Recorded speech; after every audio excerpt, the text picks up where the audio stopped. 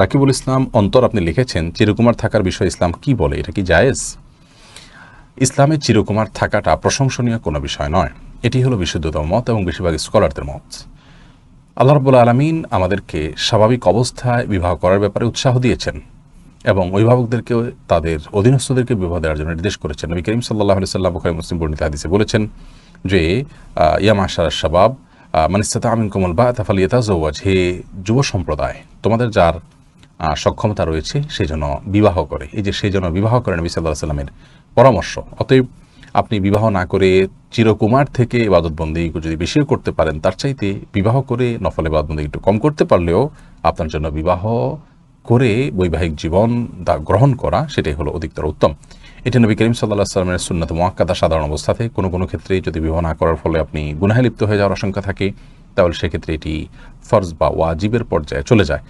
অতএব স্বাভাবিক অবস্থা বিবাহ করা এটা সুন্নাতে মুআক্কাদা। এটি তরক করে চিরকুমার থাকাটা প্রশংসনীয় নয়। আল্লাহ নবী ইয়াহিয়া আলাইহিস সালাম ছাড়া আর সমস্ত নবী রাসূলরা বিবাহ করেছেন, সংসার করেছেন, পরিবার পরিজন ছিল তাদের। অতএব আম্বিয়া আলাইহিস সালামের চাইতে আমরা কেউ উত্তম হতে পারি না, তাদের মানহাজের বাইরে গিয়ে আমরা উত্তম হতে পারি না।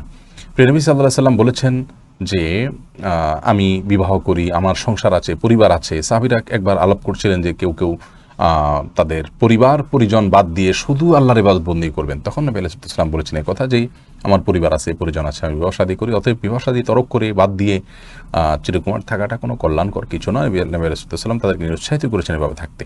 অতএব স্বাভাবিক অবস্থাতে বিবাহ করাটাই হলো উত্তম। তবে হ্যাঁ, কেউ যদি না করেন এবং তিনি গুনাহে লিপ্ত না হন, তাহলে সেক্ষেত্রে সে নিষেধাজ্ঞা থাকলে তার জন্য চিরকুমার থাকা বা বিবাহ না করে থাকাটা গুনাহের বিষয় নয়। অনেক ওলামায়ে কেরাম বিবাহ করেননি বা অনেককার মানুষও আছেন বিবাহ করেননি।